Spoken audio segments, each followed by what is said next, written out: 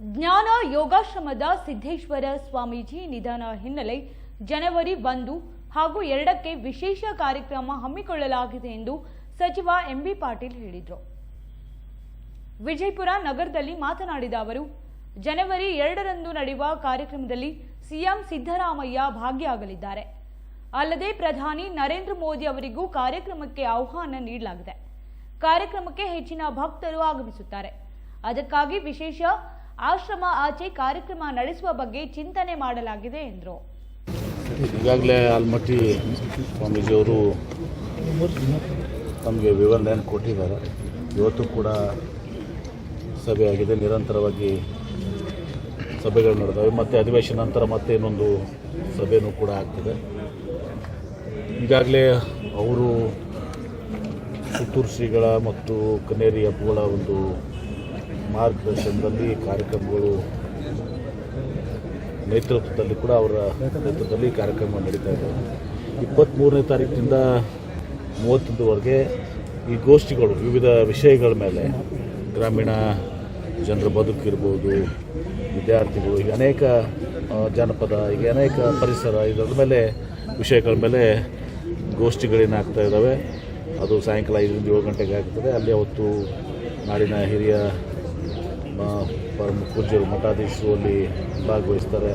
ಕೆಲವೊಬ್ಬರ ವಿಷಯದಲ್ಲಿರುವಂಥ ತಜ್ಞರಿರ್ತಾರೆ, ಅವರು ಭಾಗವಹಿಸ್ತಾರೆ.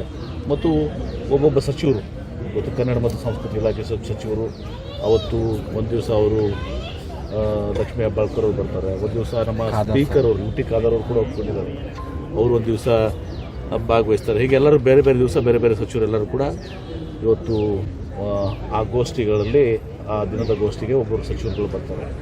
1ನೇ ತಾರೀಕಿಗೆ ಸಾಯಂಕಾಲ ಕಾರ್ಯಕ್ರಮಕ್ಕೆ ಮತ್ತು 2ನೇ ತಾರೀಕಿಗೆ ಕಾರ್ಯಕ್ರಮದಲ್ಲಿ ಮುಖ್ಯಮಂತ್ರಿಗಳು ಬಹುತೇಕ ಈಗಿನ ಒಂದು ಮಾಹಿತಿ 2ನೇ ತಾರೀಕಿಗೆ ಮುಖ್ಯಮಂತ್ರಿಗಳು ಬರುವಂಥದ್ದು ಈಗಾಗಲೇ ಅವರು ನಮಗೆ ಸೂಚನೆಯನ್ನು ಕೊಟ್ಟಿದ್ದಾರೆ. ತಮ್ಮ ಟಿಪಿಯಲ್ಲಿ ಕೂಡ ಅಳವಡಿಸ್ಕೊಂಡಿದ್ದಾರೆ. 2ನೇ ತಾರೀಕಿಗೆ ಸಾಮಾನ್ಯ ಮುಖ್ಯಮಂತ್ರಿಗಳು ಬರ್ತಾರೆ. ಆಮೇಲೆ ಇನ್ನೂ ಉಳಿದವರೆಲ್ಲ ಸಚಿವರು, ಈಗ ಎಚ್ ಕೆ ಪಾಟೀಲ್ ಇರ್ಬೋದು, ಹೊರಟ್ಟಿಯವರು ಇರ್ಬೋದು, ಭಾಳಷ್ಟು ಜನ ಪಕ್ಷಾತೀತವಾಗಿರ್ಬೋದು. ಸರ್ ಯಡಿಯೂರಪ್ಪರು ಇನ್ವೈಟ್ ಮಾಡಿದ್ದಾರೆ, ಎಲ್ಲರೂ ಪಕ್ಷಾತೀತವಾಗಿ ಎಲ್ಲರೂ ಕೂಡ ಇವತ್ತು ಅವರು ಇದು ಮಾಡಿದ್ದಾರೆ.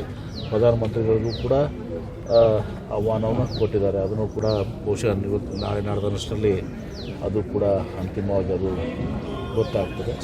ಒಟ್ಟಾರೆ ನಮ್ಮ ಉದ್ದೇಶ ಏನಿದೆ, ಇದು ಪರಮ ಪೂಜ್ಯ ಸಿದ್ದೇಶ್ವರ ಮಹಾಸ್ವಾಮೀಜಿಯವರು ನಮ್ಮ ವಿಜಯಪುರ ಜಿಲ್ಲೆಯ ಕಳಶ ಇದ್ದ ಹಾಗೆ, ಈ ಶತಮಾನ ಕಂಡ ಅತ್ಯಂತ ಶ್ರೇಷ್ಠವಾದಂಥ ಸಂತರು, ನಮ್ಮೆಲ್ಲರ ಪಾಡಿನ ನಡೆದಾಡುವ ದೇವರು. ಅವ್ರ ಬಗ್ಗೆ ಎಲ್ಲರಿಗೂ ಕೂಡ ಅಪಾರವಾದಂಥ ಒಂದು ಗೌರವ, ಅವ್ರ ಭಕ್ತಿ ಅವ್ರ ಮೇಲೆ ಇರೋದ್ರಿಂದ ಕರ್ನಾಟಕ, ನೆರೆ ಮಹಾರಾಷ್ಟ್ರ, ಮೈಸೂರು ಕಡೆ ಅನೇಕ ದೇಶ ವಿದೇಶದಲ್ಲಿ ಕೂಡ ಅವರ ಒಂದು ಭಕ್ತ ಸಮೂಹವನ್ನು ಇವತ್ತು ದಿವಸ ಅವರು ಹೊಂದಿದ್ದಾರೆ. ಅವ್ರ ಬಗ್ಗೆ ಅಭಿಮಾನ ಇದ್ದಂಥ ಜನ ಇವತ್ತೆಲ್ಲರೂ ಇದ್ದಾರೆ. ಹೀಗಾಗಿ 1ನೇ ತಾರೀಕಿಗೆ ಮತ್ತು 2ನೇ ತಾರೀಕಿಗೆ ಈ ಕಾರ್ಯಕ್ರಮಗಳು ನಡೆಯುವಂಥ ಸಂದರ್ಭದಲ್ಲಿ ನಾವು ಪ್ರಸಾದ ಇಲ್ಲೇ ಆಗ್ತದೆ. ಏನು ಪ್ರಸಾದದ ಮೇಲೆ ಭಾಳ ಅಪ್ಪುಗಳು ಭಾಳ ಒಂದು ವಿಶೇಷವಾದಂಥ ಒಂದು ಕಾಳಜಿಯನ್ನು ವಹಿಸ್ಕೋತಾರೆ.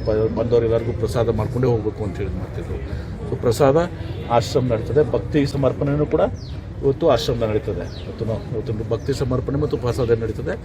ಈಗ ಮುಖ್ಯ ಕಾರ್ಯಕ್ರಮ ಇಲ್ಲಿ ಆಶ್ರಮದಲ್ಲೇ ಮಾಡಬೇಕು ಅನ್ನೋ ಒಂದು ಉದ್ದೇಶ ನಮ್ಮದೆಲ್ಲ ಇತ್ತು. ಕಳೆದ ಆಶ್ರಮದಲ್ಲಿ ಬಹುಶಃ 10,000 ಜನರಿಗಿಂತ ಜಾಸ್ತಿ ಇಲ್ಲಿ ಇದು ಮಾಡಲಿಕ್ಕೆ ಆಗೋದಿಲ್ಲ. ಅವಾಗ ಆ 2 ದಿವಸದಲ್ಲಿ ಲಕ್ಷಾಂತರ ಜನ ಬರ್ತಾರೆ.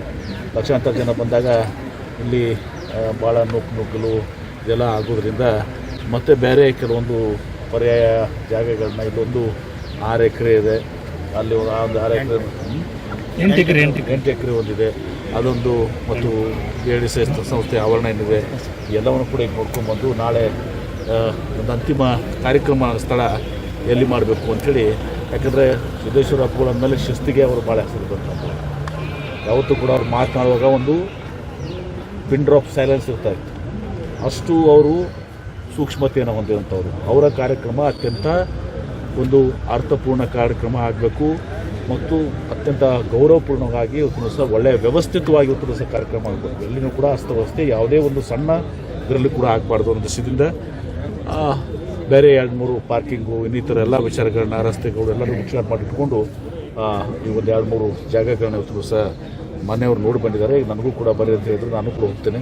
ಅದು ಜಾಗಗಳು ನೋಡಿಕೊಂಡು ಯಾವುದು ಸೂಕ್ತ ಆಗ್ತದೆ ಅನ್ನೋದು ಅಧ್ಯಕ್ಷರು ಆಲ್ಮಟ್ಟಿ ಹಬ್ಬಗಳು ಇವತ್ತು ಸದನ ನಿರ್ಧಾರ ಮಾಡ್ತಾರೆ. ಅಲ್ಲಿ ಮುಖ್ಯ ಕಾರ್ಯಕ್ರಮ 1ನೇ ತಾರೀಕು ಮತ್ತು 2ನೇ ತಾರೀಕು ಕಾರ್ಯಕ್ರಮ ಅಲ್ಲಿ ನಡೀತದೆ.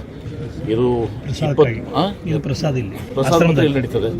ಇನ್ನು 23ರಿಂದ 31 ಕಾರ್ಯಕ್ರಮ ಅದನ್ನು ಇಲ್ಲೇ ಮಾಡಬೇಕು ಅಂತ ಇಲ್ಲೇ ಮಾಡಬೇಕು ಅಂತ ಅದನ್ನು ಗೋಷ್ಠಿ ಇಲ್ಲೇ ಮಾಡ್ತಾರೆ. ಅವು ಅವಕ್ಕೇನು ಅಷ್ಟು ತೊಂದರೆ ಆಗೋದಿಲ್ಲ. ಯಾಕಂದರೆ 1ನೇ ತಾರೀಕಿಗೆ 2ನೇ ತಾರೀಕಿಗೆ ಮತ್ತು ದೊಡ್ಡ ಪ್ರಮಾಣದಲ್ಲಿ ಜನ ಬರೋದ್ರಿಂದ ಅವತ್ತು ಭಾಳ ವ್ಯವಸ್ಥಿತವಾಗಿ ಆಗಬೇಕಾಗ್ತದೆ. ಎಲ್ಲ ರೀತಿಯ ಸ್ವಲ್ಪನೂ ಕೂಡ ಒಂದು ಅವ್ಯವಸ್ಥೆ ಆಗಬಾರ್ದು. ಭಾಳ ಒಂದು ಡಿಸಿಪ್ಲಿನ್ಡ್ ಆಗಿ ಒಂದು ಸಹ ಕಾರ್ಯಕ್ರಮ ಆಗಬೇಕು. ಶಿಸ್ತು ಮತ್ತು ಬದ್ಧತೆಯಿಂದ ಹಬ್ಬಗಳ ಏನು